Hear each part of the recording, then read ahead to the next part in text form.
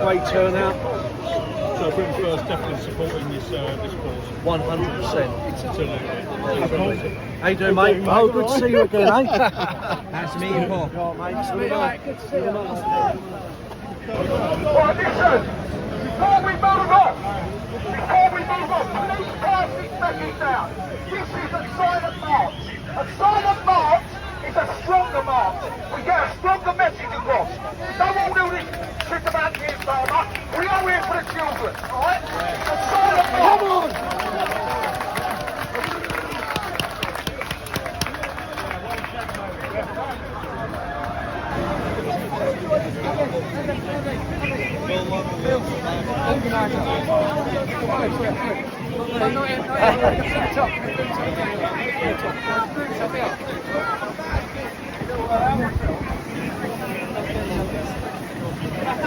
When we can.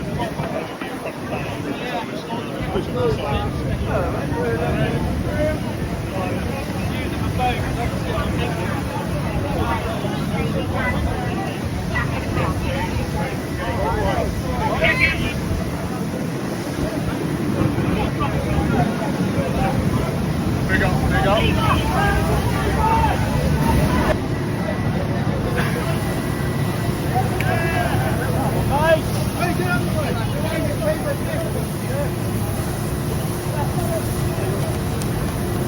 Right, remember, this is a silent march! A silent march! Yeah?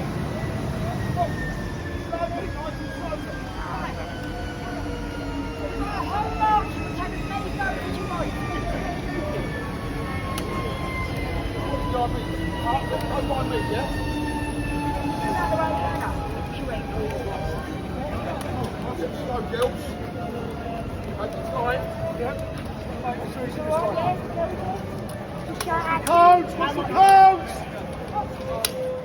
Pull them codes out of the way. Pull them codes to one side. Move the cones out of the way, that's it, it's done. It's going to be quieter. It's going back. No, no. Big up, Havers. What's up, Lewis? KFC. All the Street KFC's out today. Street Mike is feeling it. It's heavy. Can we ask the media to walk either side, please? Thank you. Either side, please.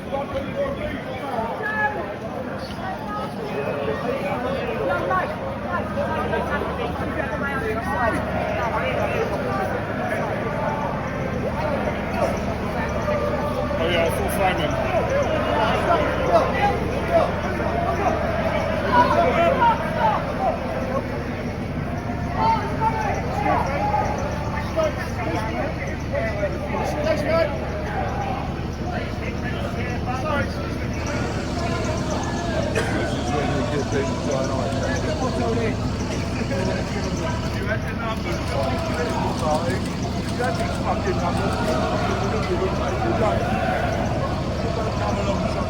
Jump on people's shoulders.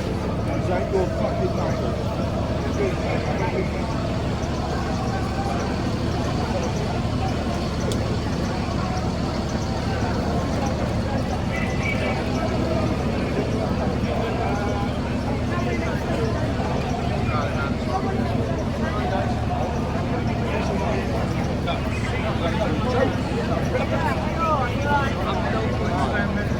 Nice to meet you.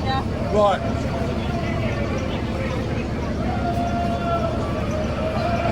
Right, everyone who's got their pictures here, now, I'm going to ask you to try and stay to the side.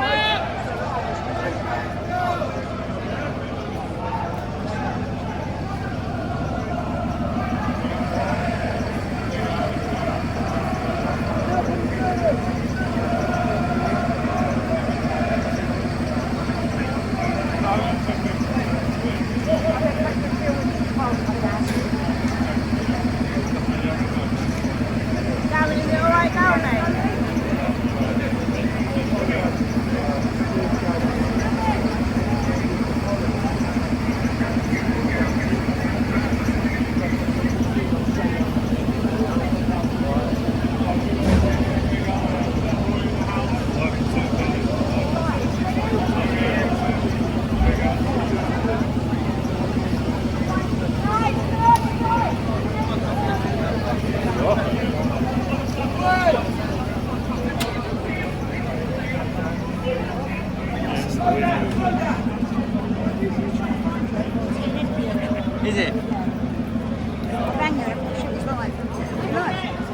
not live. Who's he getting interviewed by?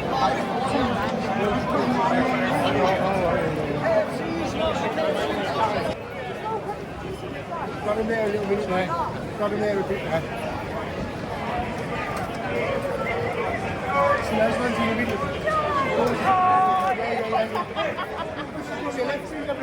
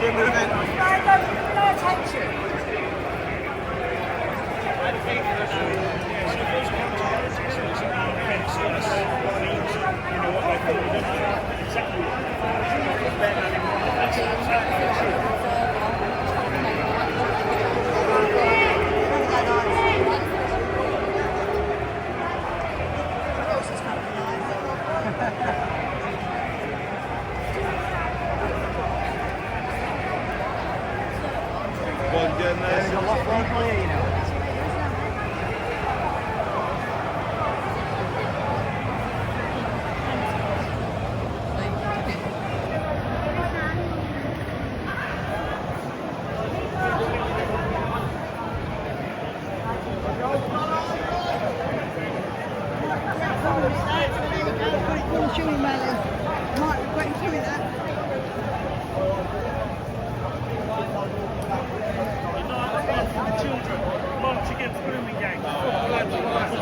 For the children, the country, come out, raise your voice, get the message heard, let's go. Hey Jay, how did you get ahead of me?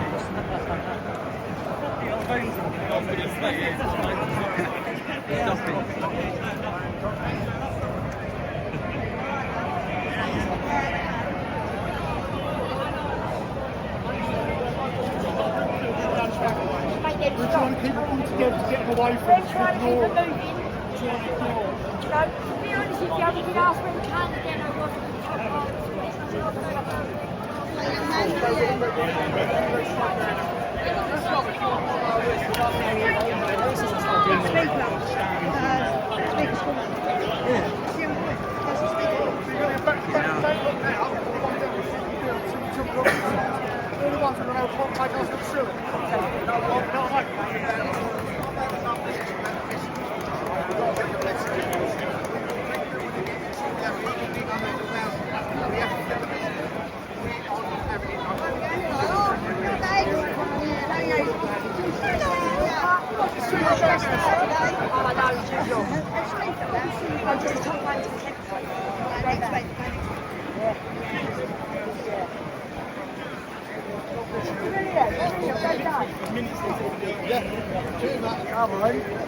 I swear down there's about 50 maybe of us.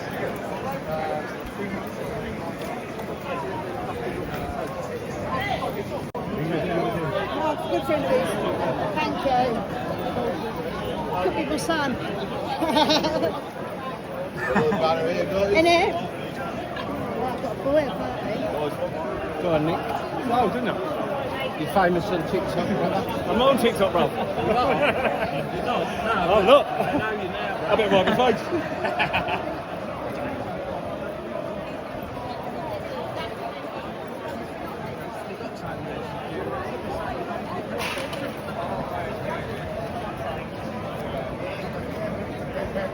Oh, we'll be marching up and see if we can get them away here.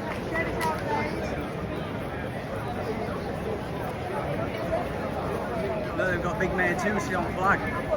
Big Mayor Tusi on that flag there.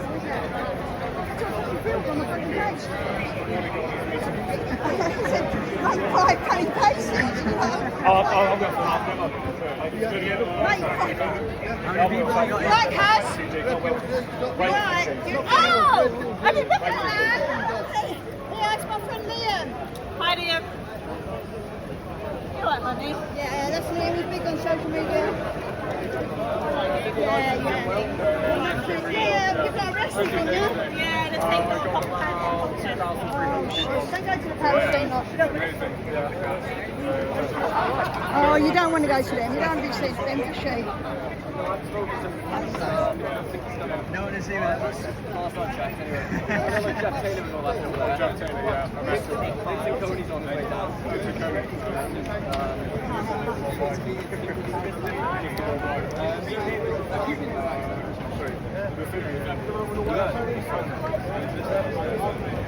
I'll be looking at it. Go there.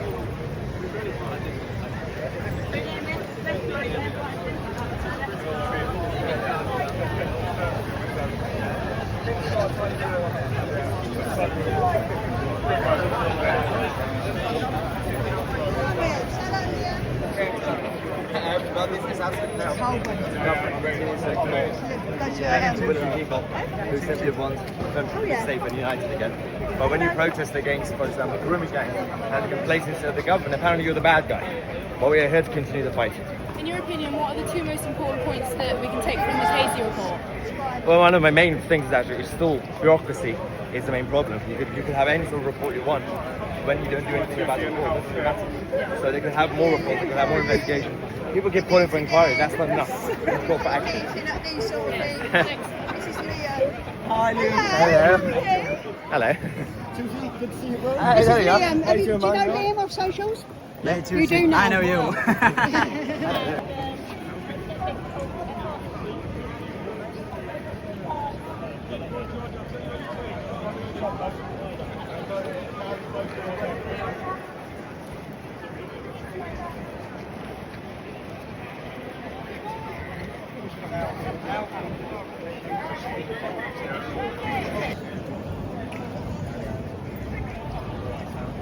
Christ is king.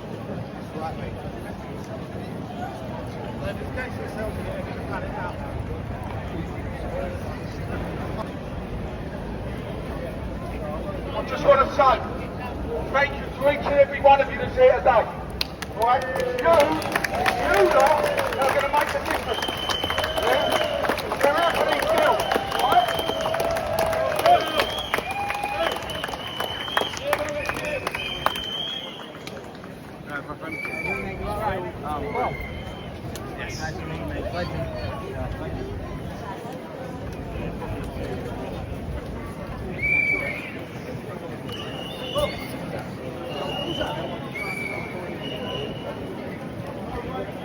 I'm trying to find a spot where I'm like higher up so I can get a time lapse or something, but It's hard, isn't it? I Go on TikTok. It's not the size of the ball, it's what you do with it. I know I feel a bit emasculated when I see that, but I'm alright. Oh no. Do you have a wife? Not a wife. Female. They turn up to these events. They don't sit there talking about them, putting out videos. They turn up. They're men of their words, you know what I mean? So support them. And all these other people that we see that are all going on about politics, singing here. And then box chats, they don't turn up. You know what I mean? Yeah. The ones that all talking boxes about this, call themselves Tommy this, Tommy that. But on this occasion, to save our kids, what the fuck are you opposing? How the fuck are you opposing? It's disgusting. How can you count? Hello boys! Here's the men of Britain! Thank you very much. He's mental. I watch it this time.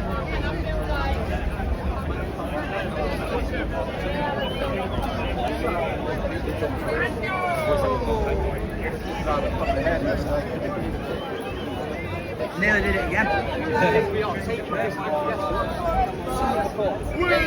Basically occupied. We're under occupation. How you been? You know what I mean? Yeah. Our government, well, they took down my life. I've had to go on the other one. I knew they would. So long. Mate, it's insane. Like, when you really do think about it and listen to it, mate, it's crazy. Like, so what I'm doing is I'm taking the evidence of their acquiescence to the King's bench.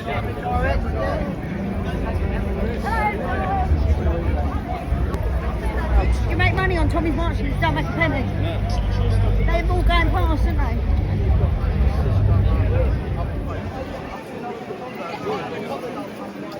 She's fine. I know.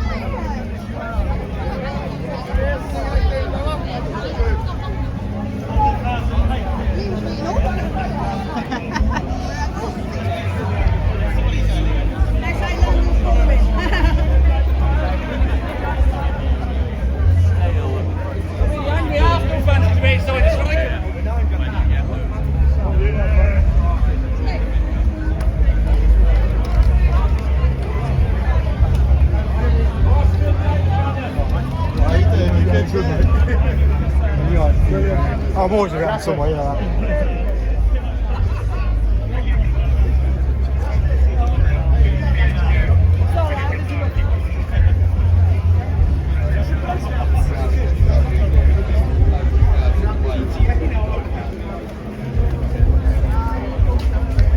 When we walk, nice and slowly, yeah? Nice and slowly.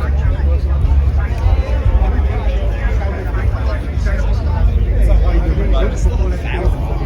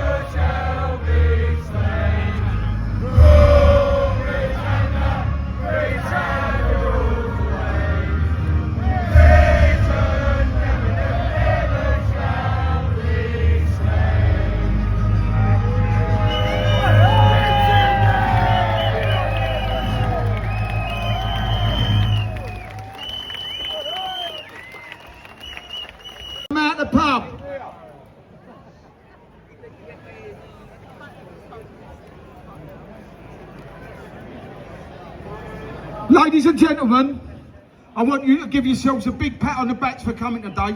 Right, you've been fantastic, right? Thanks for your support.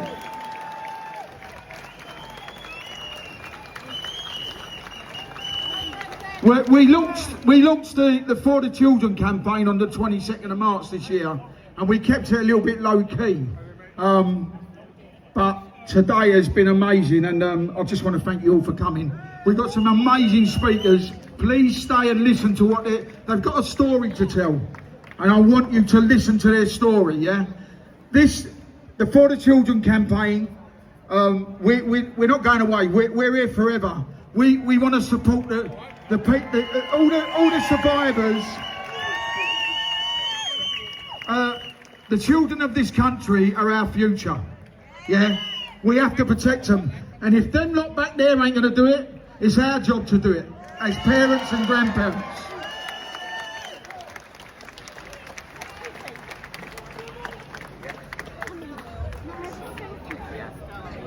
In 2017, what can I call it? An army walked on the streets of London, and we named ourselves the Football Lads Alliance. Mate, we had the first march we had in June 2017. In 3 weeks, we got together 10,000 lads. The next one in October, we had 75,000 football lads walking side by side, not one arrest. And today we done the same thing. We walked in. We have to put our differences aside. This is for our children, yeah. And I want to thank all the football lads that are here today for walking together again. Unbelievable, lads. You're amazing. So when we had the big march in 2017, like I said, there was no arrests, but all of a sudden, the left come out and deemed us far right and racist. Yeah, this ain't about race. This ain't about colour. This is about our children. Yeah, and every single man and woman out there that has a preference for younger kids, whether doesn't matter what colour you are, doesn't matter what race you are, the For the Children campaign are coming for you. I'm going to hand you over to Justin. We've got some amazing speakers. Listen to what this man's got to say. Please stay and listen, yeah? And then we'll all go afterwards and we'll all have a drink together, yeah? Thank you for coming. Well, hello everyone. I'd like to reiterate what Phil just said.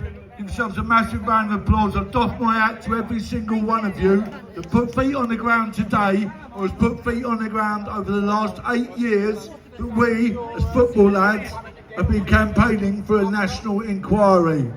We first started that in 2017, and there might have been the odd person doing it, but there weren't many. So there's a lot of people that jumped on the bandwagon lately, maybe for political gains, but we were here in 2017 calling for a national inquiry.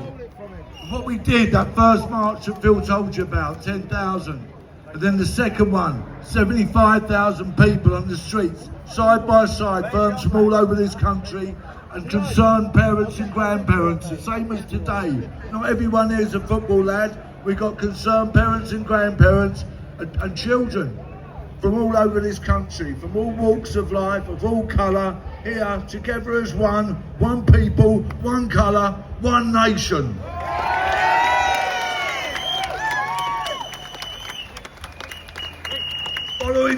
Following 2017, the big march in London, we got requests from people to go to some of these towns, what are known in this country as the grooming towns, yeah? And from Telford, Rochdale, Rotherham, there's 50 of these towns, maybe more all over Britain, with 250,000 kids that have been abused over the years. Well, this government and other governments, we're not about politics, we're not about any of these, because they've all let our children down, every single one of them. Let's hear that. So, ladies and gentlemen, we were asked to go to Telford, and we were asked to go to Rochdale, and we went, and it wasn't a weekend, these were weekdays.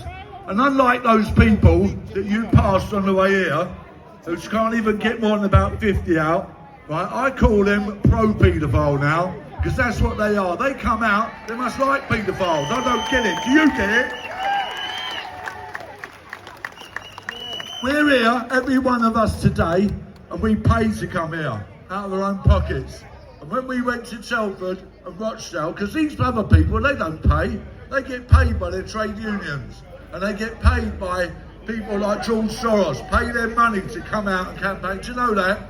Every single one of you. Has anyone paid one of you lot to come here today? No, I didn't think they had. Why are we here? Because we care. Because we care about what's happening in this country to our children. So when we went to Telford and we went to Rochdale, I think we empowered some of these young girls. I hope we did, because on the back of us going there, I was amazed when we were walking through Telford, all of a sudden, what was 100 or 200 people on a weekday. When I looked behind, there was hundreds more, because the people from those towns and communities came out and they marched behind us.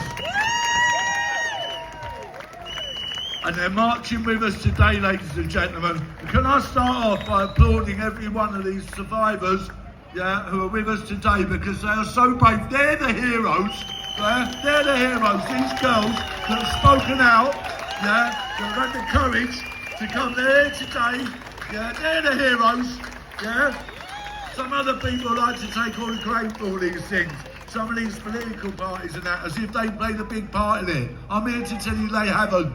The people who played the biggest part are these survivors who had the courage and the strength to speak out, because it isn't easy. So give them a round of applause, please, every one of them.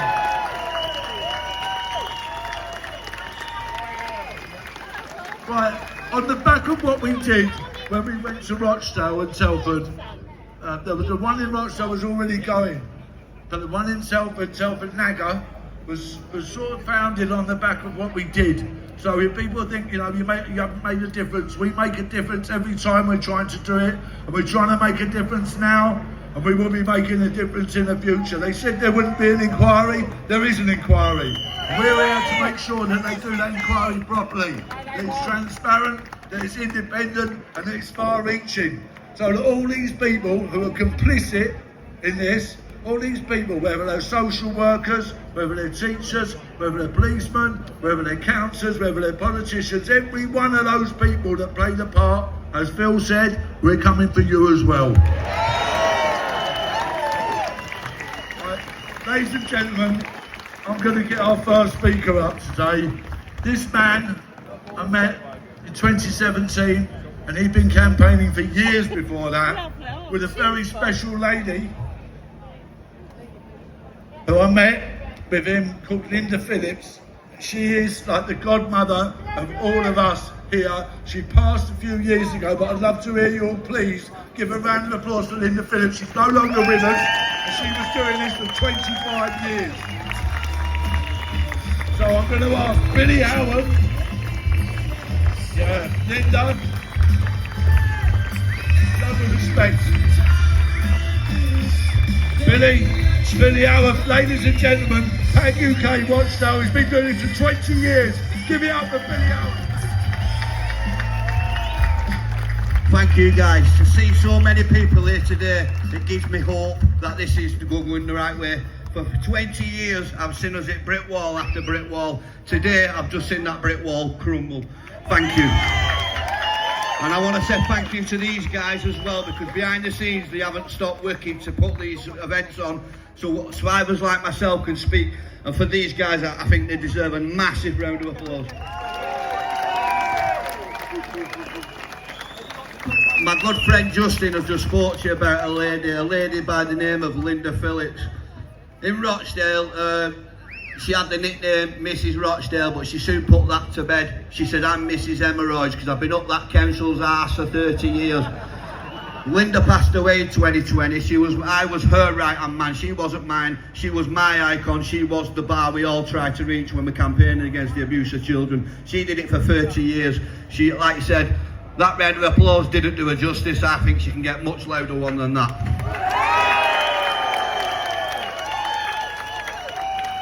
One of the things Linda was campaigning against was against MP Cyril Smith. I don't think they can hear you. That's better. And the abuse that my boys, who I stand for, from Norview School, were abused on epic proportions. They've told you these guys stay here to tell you a story. For me, this is the beginning. This is the beginning of how they built a culture to cover up the abuse of children back then, and it continued today until we see this inquiry and see the outcome of this inquiry. Now, I've been about for a while, guys. I've seen the Ixer inquiry, what exposed abuse in schools like Beach Home House, like Norview School, right across the UK. Children, young boys were abused by the people in Westminster and Cyril Smith and his crew. Not one person through this inquiry was held to account. We then moved on to the grooming scandal in Rochdale, which I began working on. I'm probably the only person in Rochdale that has worked with 3 girls. Nobody else has. Today they're still forgotten by the state. They received no support. They can't be here today, but they send the love and the thanks.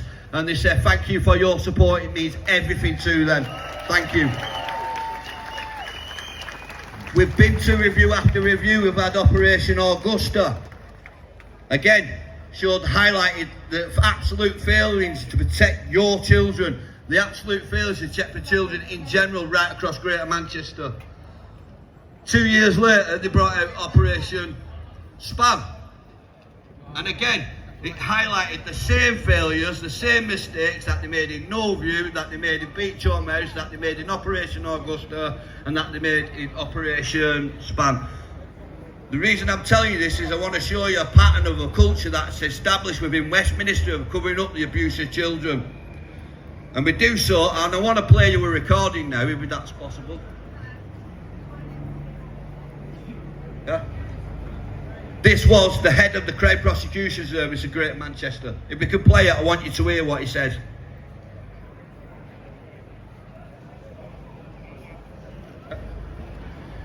Just a few stats while we're waiting for this to go ahead of what I remind you people of. 4,000 children in the UK were given police cautions for being prostitutes. That's 4,000 decision makers that should be before the court.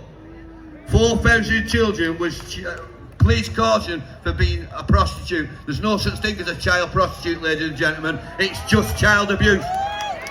That's it. Unfortunately, guys, we can't get the recording up. It's unfortunate, but it was Nazir Assal, and I'll give you a quote. These girls, there was a memo sent out by the Home Office that these girls' chaotic lifestyles were the reason for their own abuse. Therefore, it's our instruction that the police do not get involved. That went reverberated right around the country. There's going to be some speakers after me, and they're going to tell you what impact that memo had and who's responsible. I guess who was head of the CPS at that time? Yeah, you know, didn't you? Okay, so as head of the CPS, do you not think that he might have had autonomy over that letter? That he might have wrote it himself? Yeah, as a legal advisor to the government? Yeah, okay. So.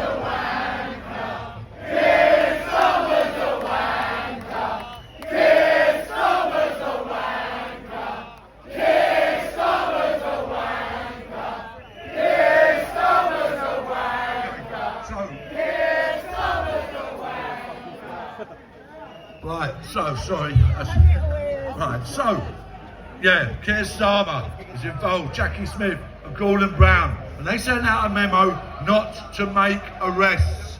Keir Starmer was in charge of the CPS from 2008 to 2013, yeah? Have you took that on board? Right, because I'm going to invite somebody else up in a minute to speak to you, because from 2013, on the back of that memo, not to make arrests, yeah? Between 2013 and 2016, in Telford alone, there was 713 allegations of child sex abuse. How many arrests do you think they made? No! Yeah, we all hear that. How many? Yeah, hell yeah. None! And I'm now going to invite my good friend of mine up, Anthony Wood, who founded Telford Nago, which helps all of these people who've been gone through this terrible horrendous, horrific abuse in Telford, just to give you a description of what that was like in Telford at that time. So ladies and gentlemen, please give it up for Anthony Wood from Telford Nagger, please.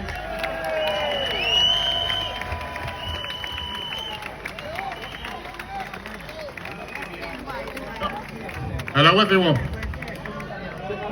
I spoke in, was it March, and there was a few hundred people, but to see this today is just brilliant. I want to start as well. My wife, who's a survivor, said a long time, all these people that turn out for Brexit, COVID, free speech, you know, where are they for the survivors? Well, here they are.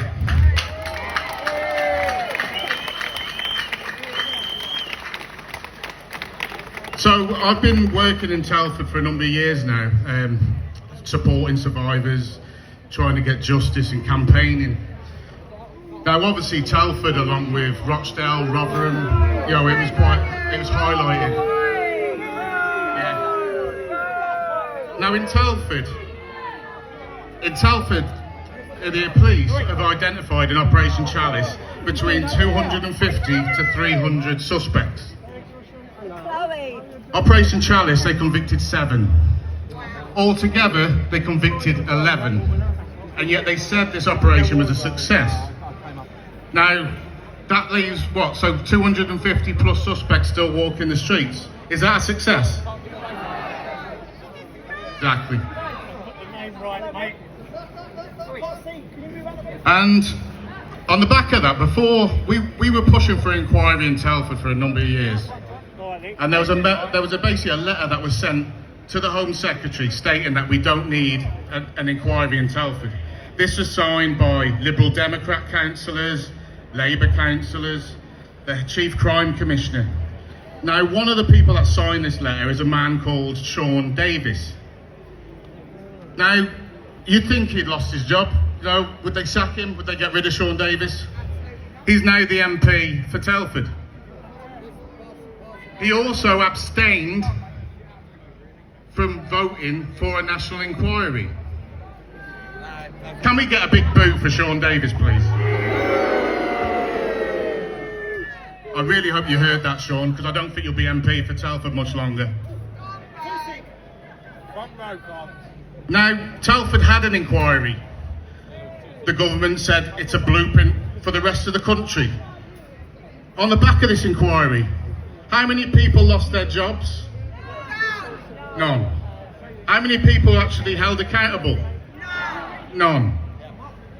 So how's that a blueprint for the rest of the country?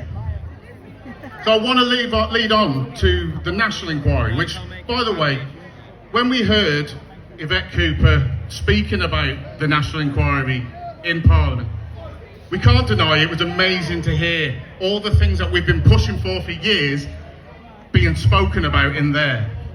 It was vindication for people like me, but more importantly, it was vindication for survivors. Because it was only a few months earlier in January where Keir Starmer basically said that they were far right for calling for a national inquiry. Shall we get a boo for Keir Starmer while we're here?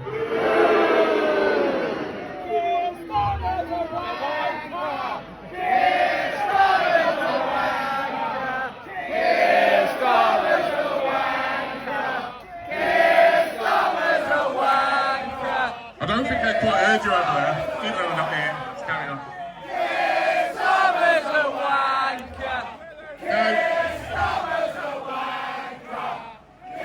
Now, I just want to get into as well.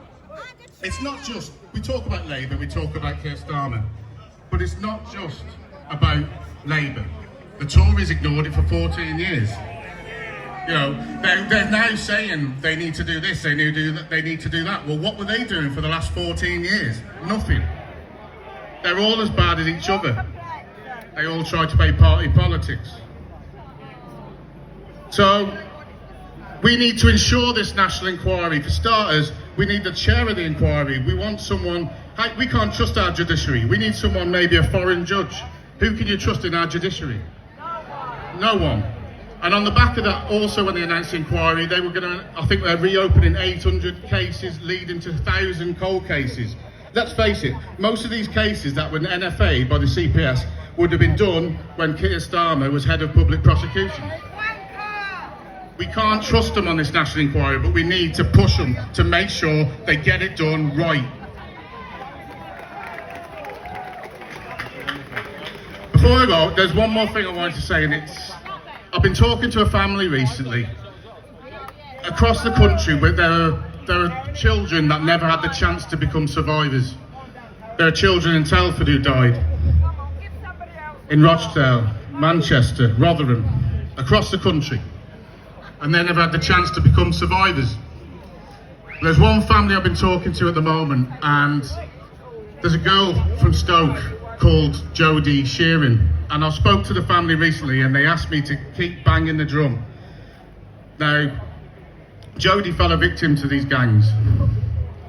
She had a son, who I want to say as well, Jaden. If anyone's seen Jaden Shearing on the TV lately, who's been speaking out at 19 years of age, I want to give him a massive round of applause because he's been brilliant.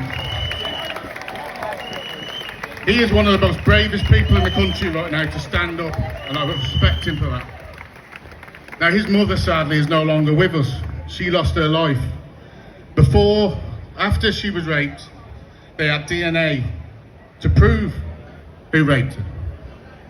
It went to go to court, but before it had a chance to go to court, on the day of the trial, the police turned up and basically said she's not a reliable witness, so it didn't go through. Now, today they're saying it won't happen because sadly she's dead. She lost her life because of her trauma. And I want us to send a message to the family, to Ange, the mother, a lovely woman who's fighting as hard as she can to get justice for her daughter. We want to get justice for Jodie. We want to get justice for every survivor. And again, they may not be here today, but I want it to ring around this corrupt, sleazy area of Parliament. I want everyone to say, Jodie, Jodie, Jodie.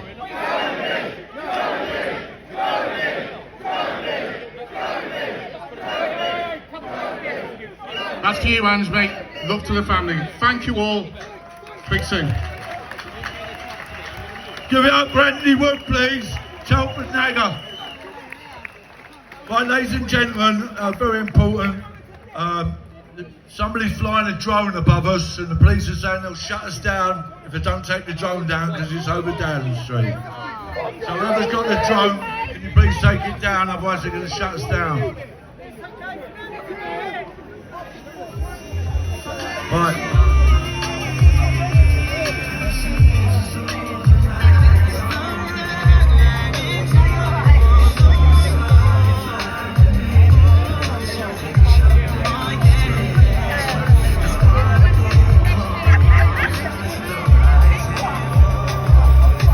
Worldwide, my hometown is the infamous Rotherham.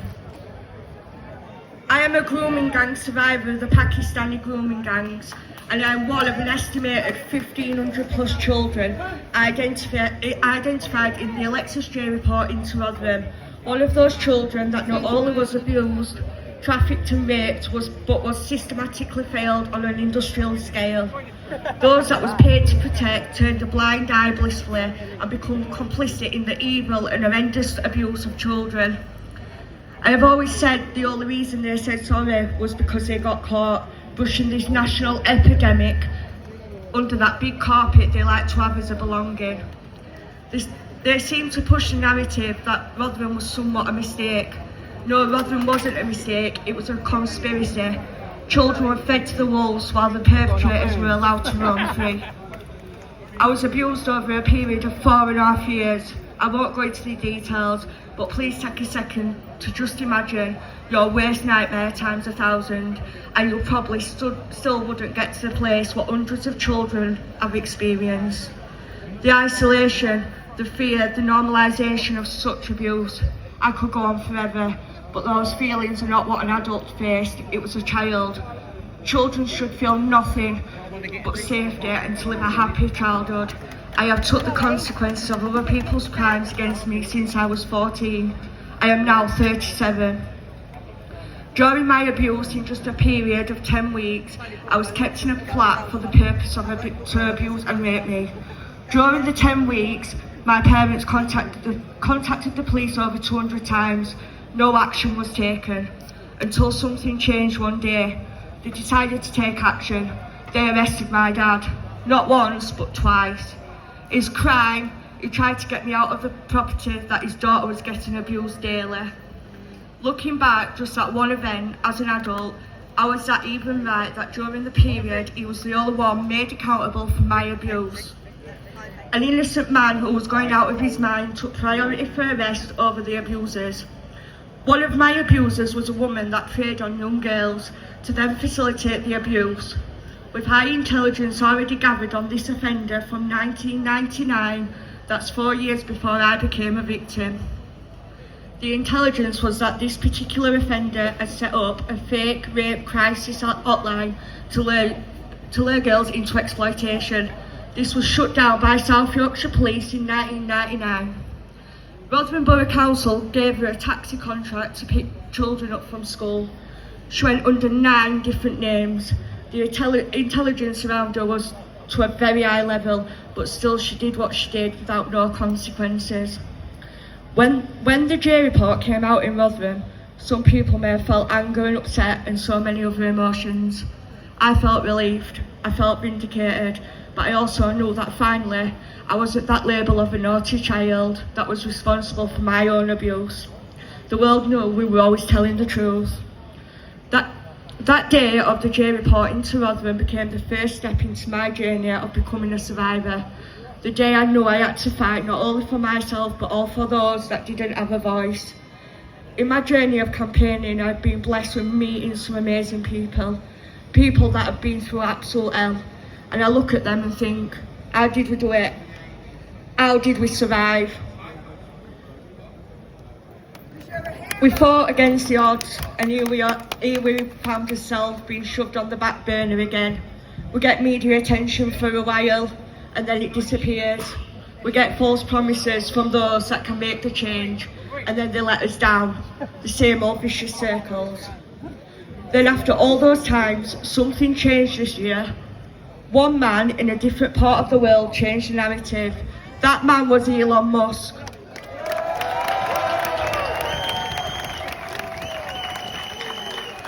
He gave us a voice once again.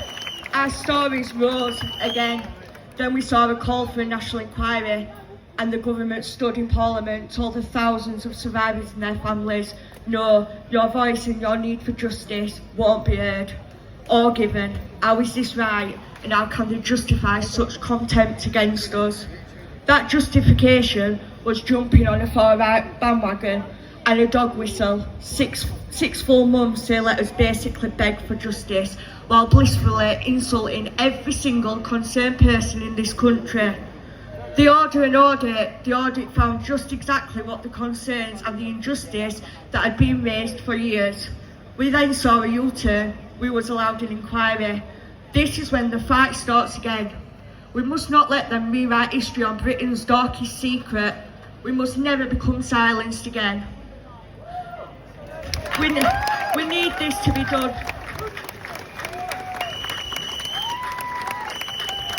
We need this to be done properly. We need to know the true extent throughout the country. We need to know the statistics to have proper data. We need to hold those that fail to account. We need to join the dots and make it what it is, organised crime. We need to see people being compelled to speak. We need to see actions, not only for us that have suffered, but for this country's children. They are our future. They should be safe and never be faced with such evil. No.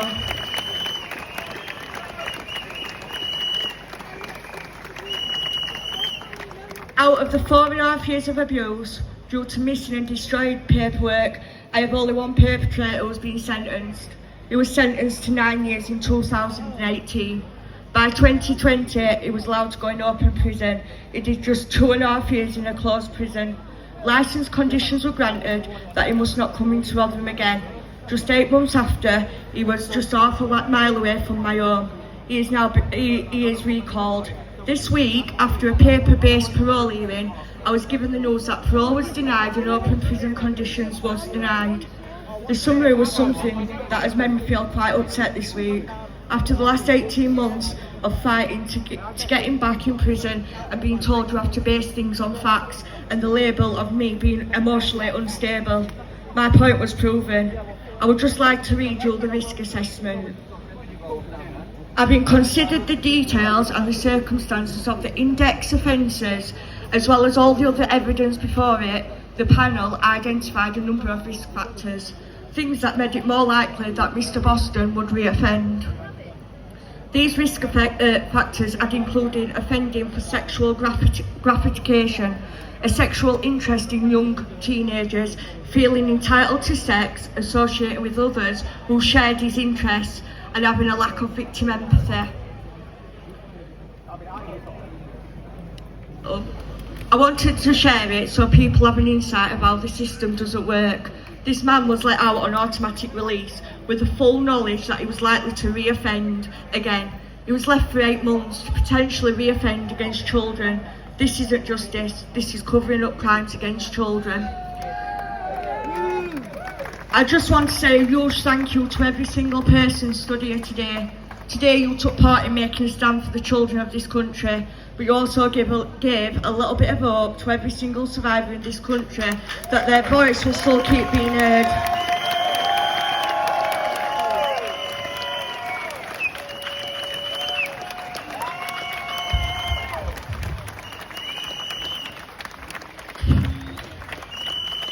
Ladies and gentlemen, without people like Elizabeth doing what she just did, we wouldn't be having a national inquiry, I'm telling you that now.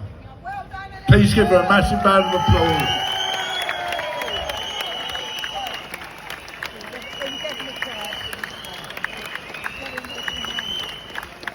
Right, most of the time, people hear the word grooming or grooming gang, and yeah, they may well associate it with the grooming towns, and be that what people sometimes describe whether it's Asian, Pakistani. Not all groomers are Asian or Pakistani. Let's have it straight, the Catholic Church, the Church of England, they've all been guilty of it over the years. Yeah, so let's not just sit here and call one thing out, because all these people over the years have been guilty of doing this. Yeah, so yeah, don't pigeonhole it, we'll call it. Yeah. So when you think of grooming, and you think of grooming gangs, they're not all like that. Sometimes it might be that little nice man that you've known for years and years and years, and you've let him look after your kids, yeah? And you think, what a lovely man, and the whole community likes him. The next speaker that I'm going to invite up to speak to you is going to tell you a story about this. Her child was abused, she killed the perpetrator, and she went to prison for it. I'm not applauding that. I'm not applauding that. I'm not saying applaud that. But, ladies and gentlemen, this lady, right, is next up, is going to talk to you also about a campaign that we want you all to get behind. So please give it up, yeah. Sarah Sands, please, ladies and gentlemen. Okay.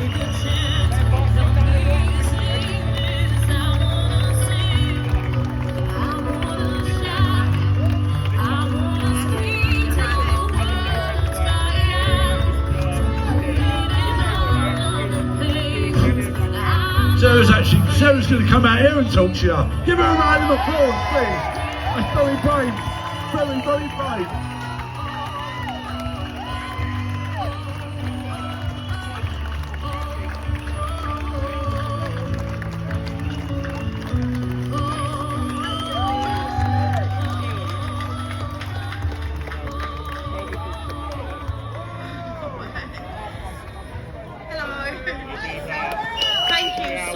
For having me. I don't know how much anybody knows about Della's Law, but I really appreciate your time so I can bring some awareness to it. For 20 years, those in authority have known about a loophole that has left our children vulnerable and unprotected.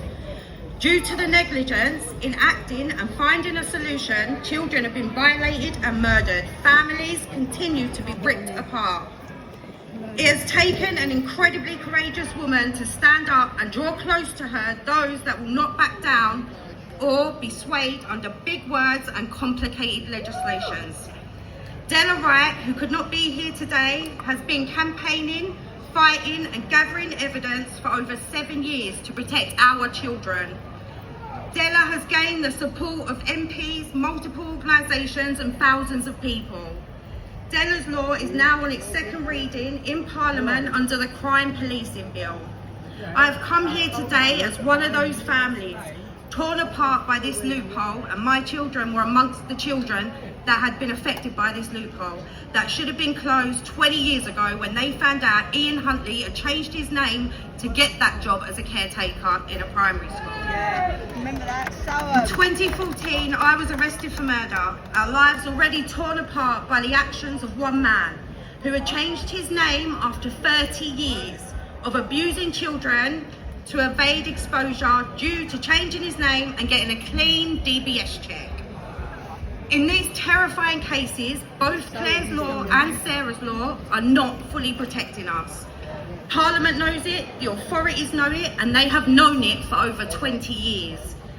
I wanted to be here today as a reminder that as the proposed legislation is going back and forth in Parliament, that they remember we are real people with real traumas due to the authorities' neglect in closing this loophole. Della has wrote a book, Trapped, and it's on social media as Della's Law if anybody would like any more information. It is for us to remember the power we hold in our voices to make change, spread awareness, and to save our children.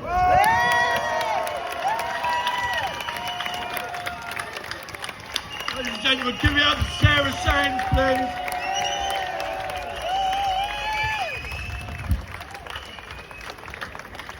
Okay, we've got a couple more speakers, yeah?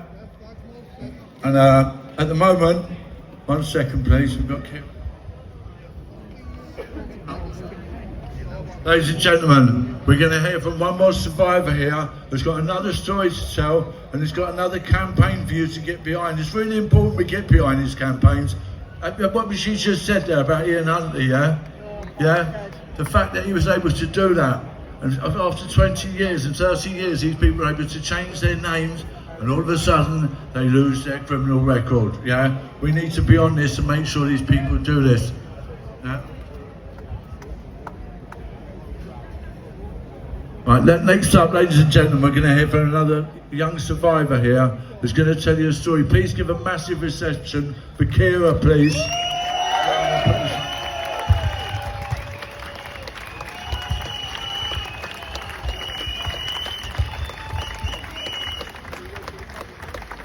Hello.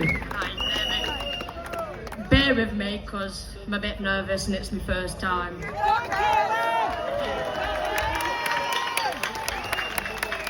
Thank you all for being here today, standing with us and lending your voice. Of course, that is too often silenced. My name is Kira and I'm a survivor of sexual abuse, but I'm more than just a survivor. I'm a person who's finding my strength, my voice, and my path to healing. At 16 years old, I just finished school and was groomed by my local shopkeeper who was 55, Harry Shankar. With the support of and encouragement of my friends and family, I pressed charges and went to court. This was a long and hard journey that went on for 5 years.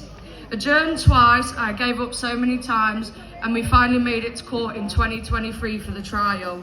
Me and my friends were cross-examined for a whole day and made to feel like we were the criminals, only for Harry Shankar to accept a lesser charge of paying for sexual activities from a 16-year-old. Instead of taking the stand, he took the easier way out. His original charges were 2 sexual assaults and 2 sexual penetrations, and then he accepted the plea for sexual acts of a 16-year-old. I was completely destroyed all over again and made to feel like I consented and was accepting the payment for this. So far from the truth.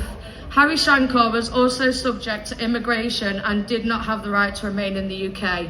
He should have been granted this, but after he pleaded guilty to the lesser charge, he was also granted the right to remain in the country, a failing from our Home Service and immigration. I'm still fighting this today after finding information that he is still committing offences and breaching his sexual harm prevention order. I reached out to Gurmit Singh, and from this came my documentary, Kira's Justice. If you haven't seen it, please watch, and you'll hear all about my story. I'm on YouTube, X and Twitter. This is something that I'm still living every day. My perpetrator is back in court next week for breaching his order, and let's just hope justice is finally done. I'm here because this can happen to anybody. It's not about what you look like or how you act. These people prey on the vulnerable, and I'm lucky to have the support to fight this because many other people haven't. For many years, I felt the weight of silence, carried the shame, the fear, the doubt, and all the confusion. It isn't easy, but I've learned something important. Nobody should have to carry the burden of abuse alone. No one should have to be made to feel ashamed of something that wasn't done to them. This is why I'm standing here today, and why I've created Kira's Voice for Change, number 4, just to let you know. Because I don't want survivors to know that they're not alone and their voice does matter. I want to say this clearly, there is no shame in speaking out. There is no shame in telling the truth, and no shame in seeking help.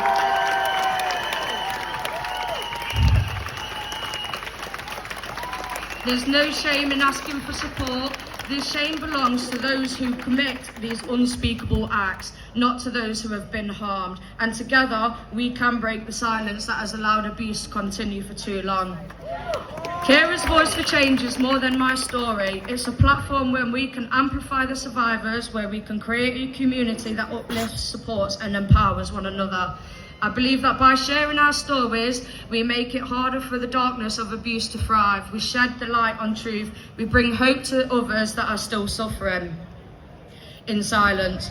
And I want to actually make a change, first by spreading awareness, and then I want to find a meaningful change. And I've decided the only way that we can do that is to change the law in England to ensure that perpetrators of a child's sexual abuse cannot accept a lesser plea deal and dismiss the impact of their crimes.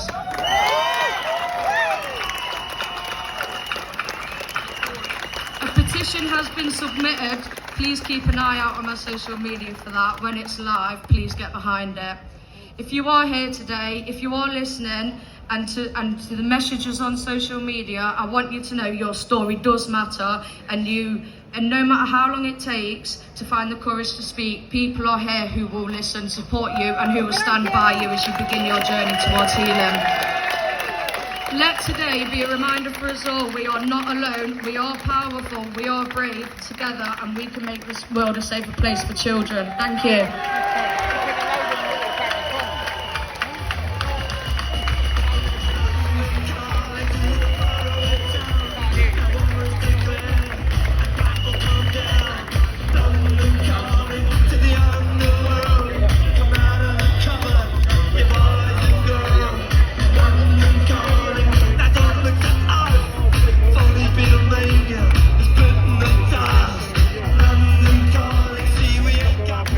Ladies and gentlemen, I'm going to invite Phil Hickin. Please give this man a round of applause. The amount of work he does, unbelievable. Phil's going to read something out to you. Give it up for Phil Hickin, please. Well, it's just a short statement that I want to read out. Yeah. Although we welcome the news of a full inquiry into the epidemic of child grooming rape gangs, let's not let ourselves be distracted away from the fact that Tommy Robinson was incarcerated for an airing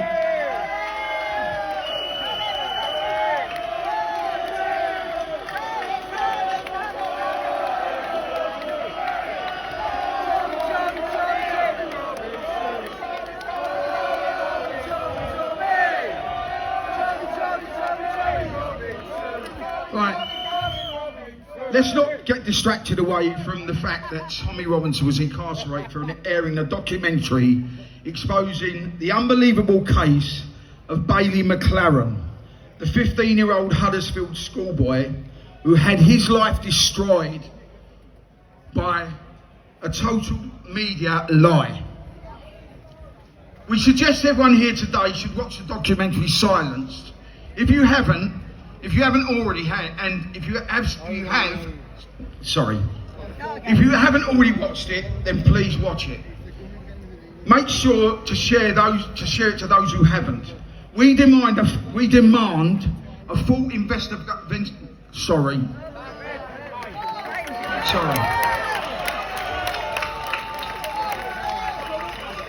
We demand a full investigation where all witnesses are allowed to speak freely and without fear of repercussions. A total exoneration and public apology for Tommy Robinson and Bailey McLaren.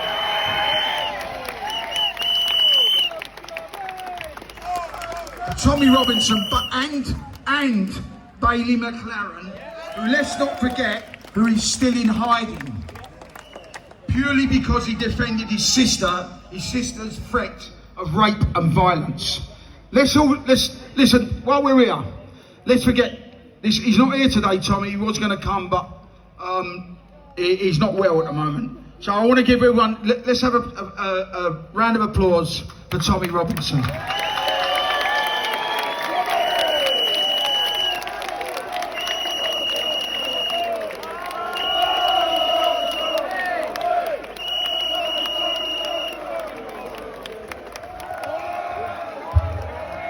See ya.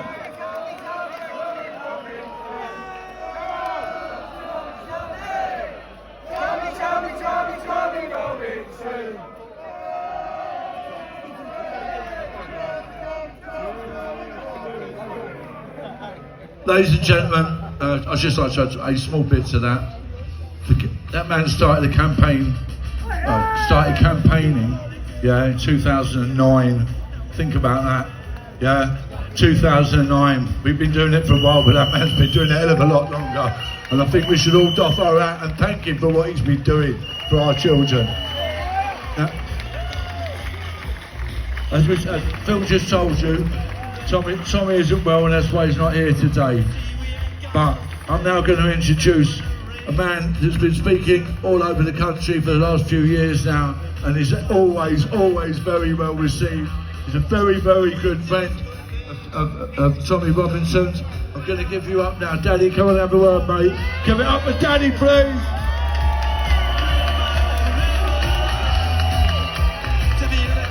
Thank you.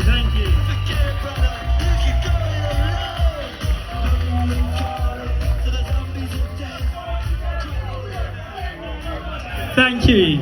Thanks for everyone for coming, and let's have a big round of applause for everyone behind For the Children campaign who's been doing this. For the stewards, for the security, because this wouldn't happen without them. So, there comes a time though when silence becomes complicity. Today isn't one of those days, because today is the day that we tear off the mask and we show this country exactly what it has become. Let me make this clear. Our children weren't just failed. They were fed to the wolves and the government held the lead. Don't you dare let them say this is neglect, because neglect is forgetting a birthday. Neglect is about missing a parents' evening. This is none of them, because this was grooming. This was rape. This was the political protection of paedophile networks, and only now they were forced to admit it, because Baroness Louise Casey, she's not one of us, she's one of the Labour's own. She exposed the truth of what we have been saying for decades upon decades. That police officers have ignored the victims. Survivors were labelled as liars and slags. Gangs ran wild under the nose of the state, and nobody did a thing. This wasn't just failure, this was a strategy. A strategy to keep the Muslim vote happy. A strategy to appease community leaders. a strategy to silence the working class while our daughters were dragged into hell. Where was Keir Starmer when the grooming gangs were being protected? He was the director of public prosecution after all, and he shut down the very first serious investigation. So no, like he claimed, he didn't stop it. He helped to bury it. He's a liar. And where were the Conservatives? They were too busy hosting iftars in Parliament and grovelling to hate preachers while our children were getting groomed. And what now? They're going to hand out medals and tell us that lessons have been learned? No, they haven't. So we are not talking anymore. We are going to be demanding justice.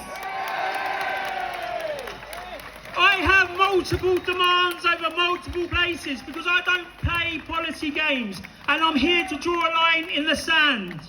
I demand a national criminal investigation into the political cover-ups of grooming gang, starting with Keir Starmer. I demand the prosecution of any MP, any police officer or social worker who facilitated abuse through silence. I demand grooming gang survivors receive state-funded trauma support, way above what they give the illegals and the asylum seekers. And I demand that public trials for the paedophile protection networks, televised, let the people see. And here's where I go further, because I demand the end of multiculturalism as a policy. It has failed. It has caused lives. It ends now. I demand remigration of anyone who refuses to adopt British principles. I don't care where they came from. If they treat our daughters like me and our country with disrespect, they can leave.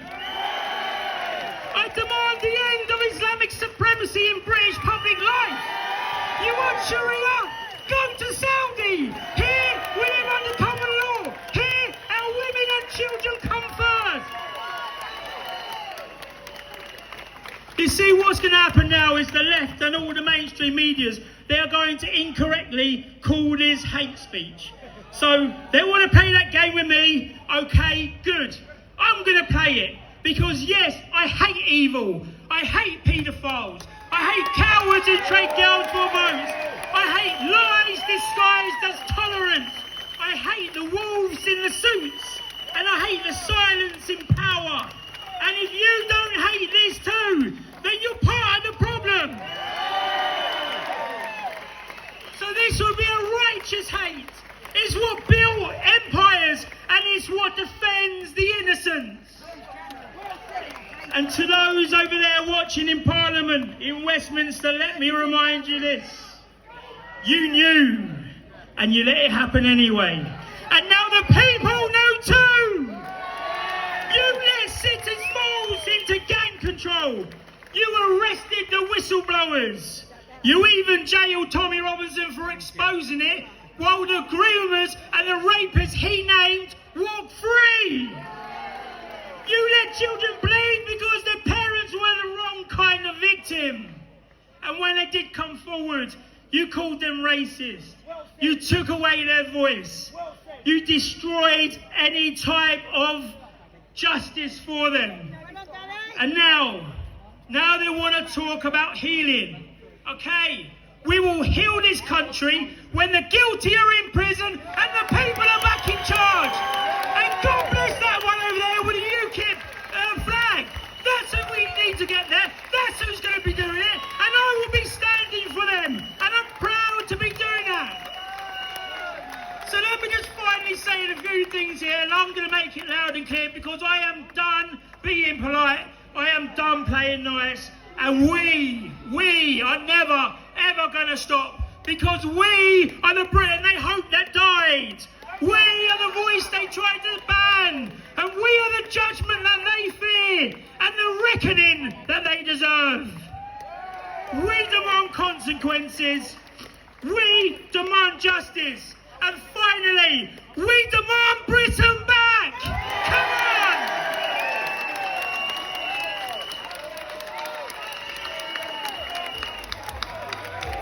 Ladies and gentlemen, give it up for Danny Roscoe.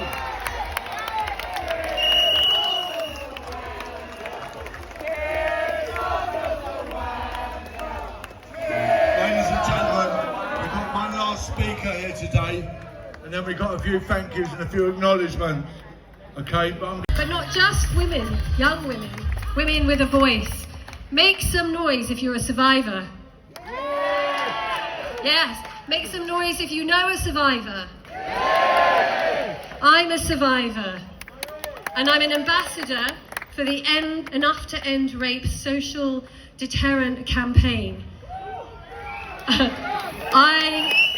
My perpetrator is a 3-time convicted child sex offender, and he's back in the community for a 3rd time and walked free.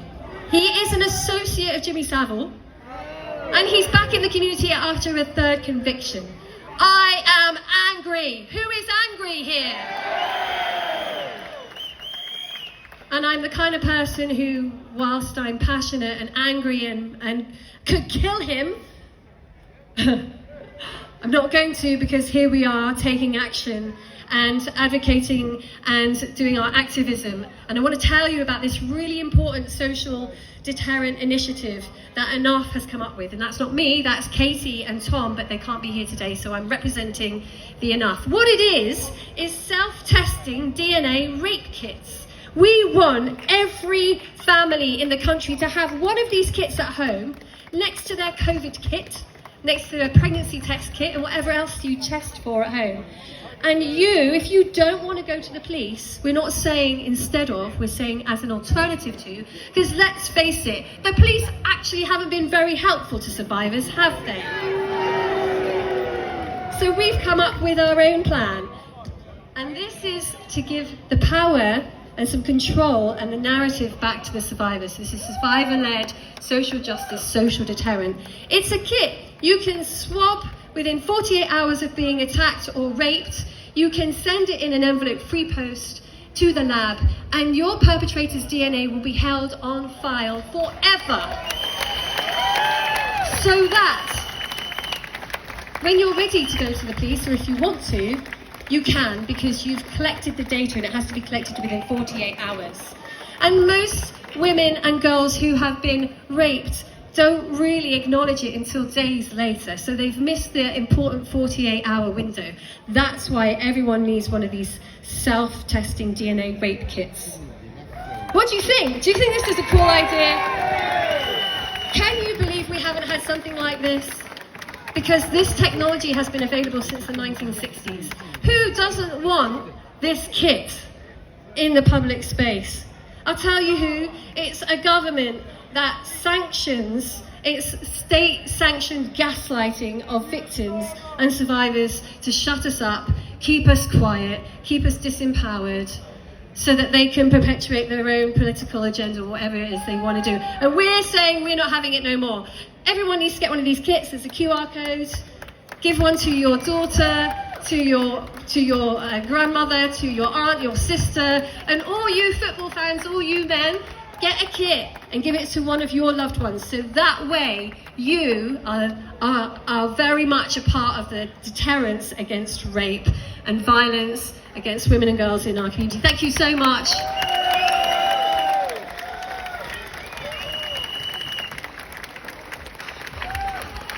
I've got my glasses now. Oh, it's you. Okay. Sorry. Hey.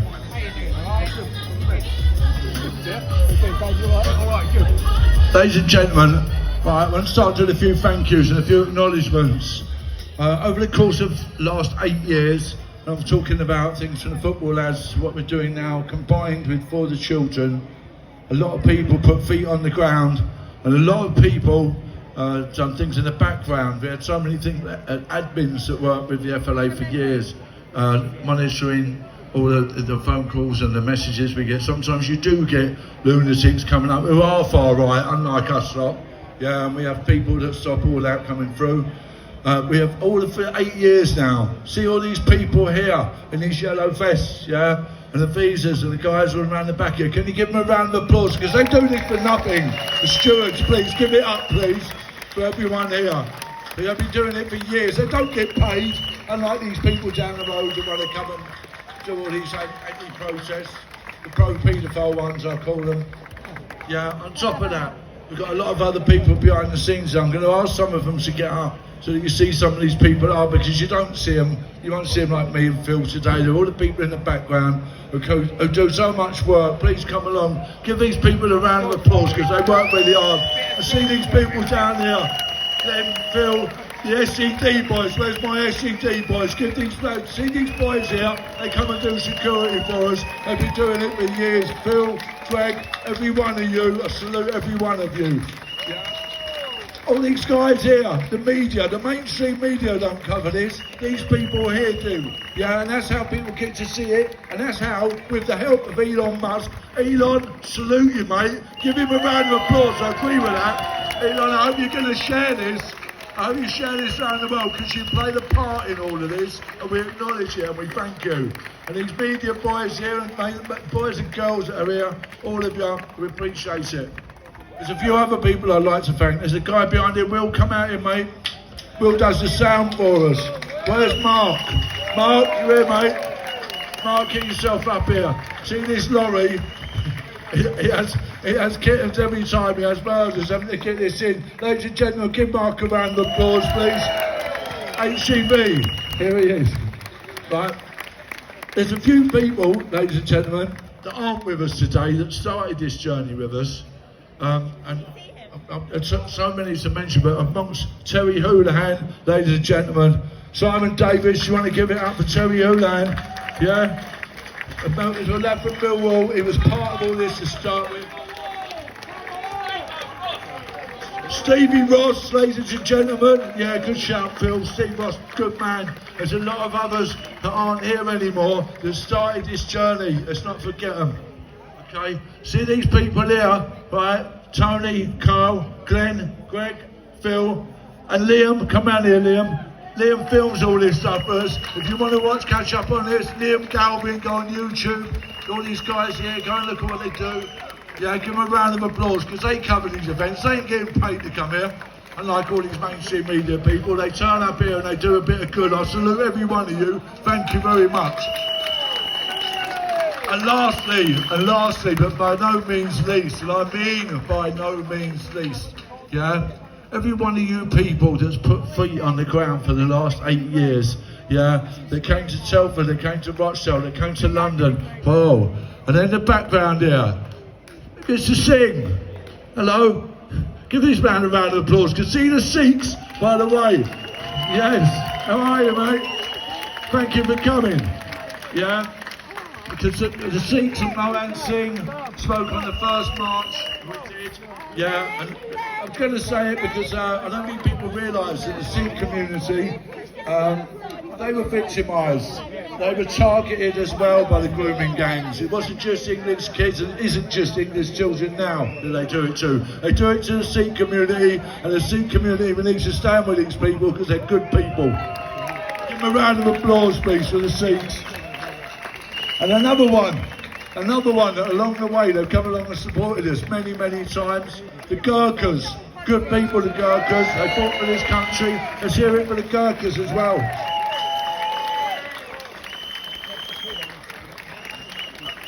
Along the way we marched together many times, they come with us many times, and I'd like to hear every one of you give a round of applause for the veterans of this country. Yeah. It's wrong the way the veterans of this country are treated. 10,000 veterans sleep rough on the streets of the country they fought for every night. Yeah? It's not right. The way we treat our veterans is a national disgrace. And we need to call it out. Sama, you need to sort this out. Our veterans are worth more than this, while you house other people that have never paid a penny in tax, never mind poor for this country. Let's hear it for the veterans. I'm going to pass you over to my mate Phil. When we launched the For the Children campaign on the 22nd of March, we had some very brave people speak on the stage, survivors, right? And they've come on board with us and they're doing an amazing job researching stuff and yeah, just coming on board and helping us. These people, where's the others? Right, I want you all to give it up for the survivors, yeah, because these are the people we're doing this for. They're the ones that matter, not me, not Justin. These people, yeah, we're doing it for them, and they're doing it for themselves. They've been out there for years and years and years campaigning, yeah. Yeah, they are the heroes. They are the proper heroes, not us. They are. Also, the For the Children campaign, we're trying to start groups in every area because we want to do a national day of action. So if any of you are interested in starting a group in your area, we've got one already around Portsmouth area, all around now. Please get in contact with us on our Facebook pages, just Together for the Children, and you know, because we really.